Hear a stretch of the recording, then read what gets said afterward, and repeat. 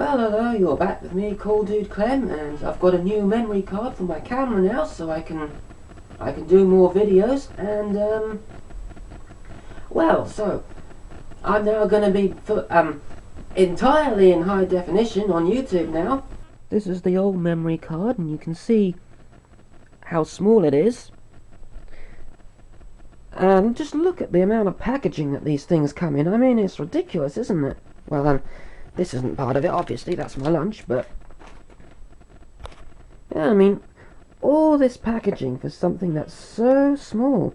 You see, I formatted this some time ago, and it would only record for about, after that it would only record for about 30 seconds of high definition video, and then I'd get a file error. But now I'm recording on the new memory card, and it's recording just fine.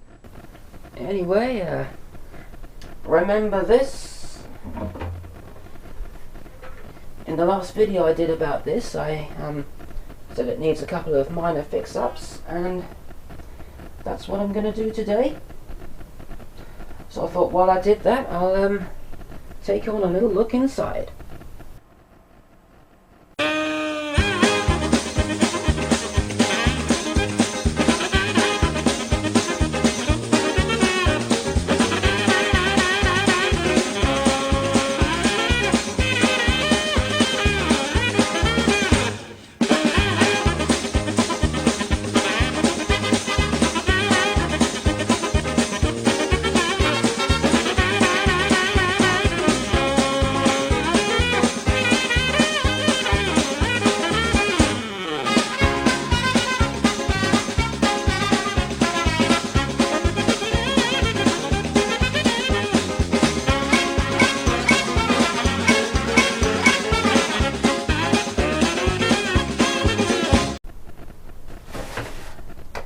Here we are, the inside of the machine.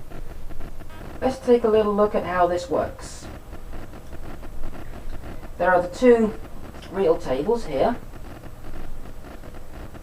The motor is here, and these three idlers are the idlers that transfer power from the motor to the reel tables. There's the capstan and pinch roller here, and the three heads. Now when I put it into play, this idler moves over so the power can be transferred from the motor to the take-up reel table, and there is a brake here that releases. There is also a brake here on the supply reel table that doesn't release in play or record, and I'll explain why that is later on.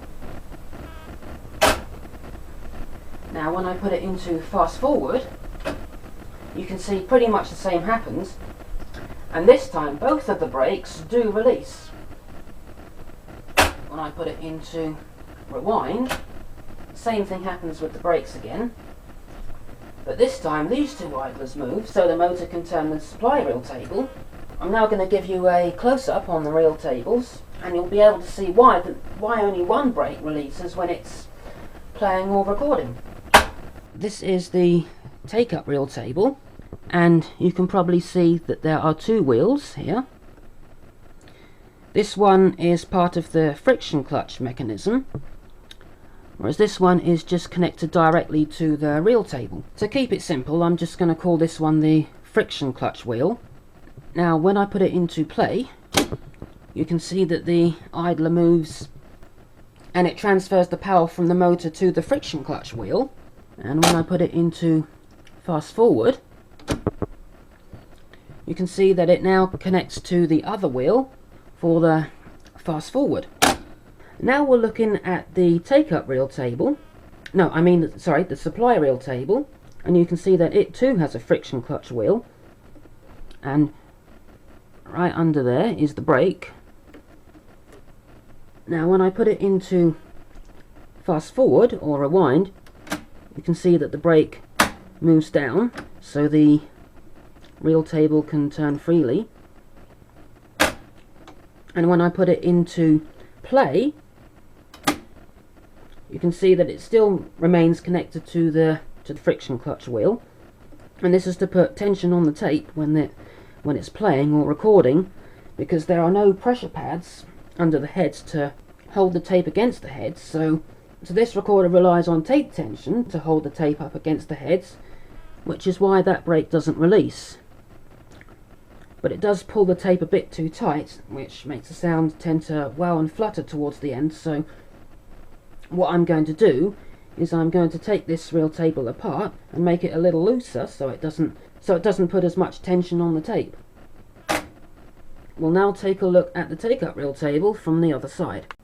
Rewind and fast forward. Nope, that was play. Rewind and fast forward. You can see it disengages each time. And there it is on play. Let's see what it looks like when it's playing a tape.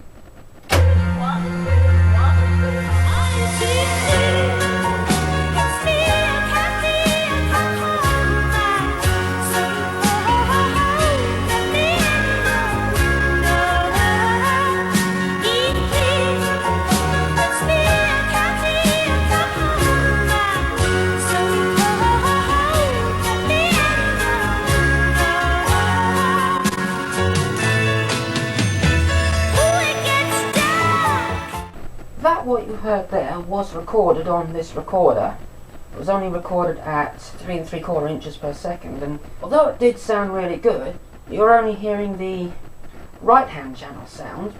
The problem with this recorder is that it records fine on the right channel, but the left there's a little bit of a loss of high frequencies, so I'm going to look for any bad capacitors in the amplifier and see if that fixes anything. Now I've opened it up so you can see the other side of the tape transport.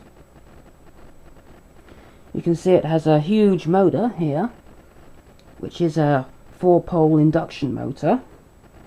Here is the capstan flywheel, and it's connected via this belt here. There's a capacitor here. I don't know if that's a part of the motor circuit or the filter capacitor for the amplifier, but I'll find out later on. Here you can see the motor from the other side. There's a big high wattage resistor here, which might be part of the power supply circuit. There is a belt here that runs from the take-up reel table to the counter, which is down there. This is the back of the machine. It's made out of proper wood instead of old plastic like today's stuff is. Nothing much over that side. There's the connectors for the inputs and outputs. And in there you can see part of the circuit board. This is the connector where the heads connect, and there's the record play switch.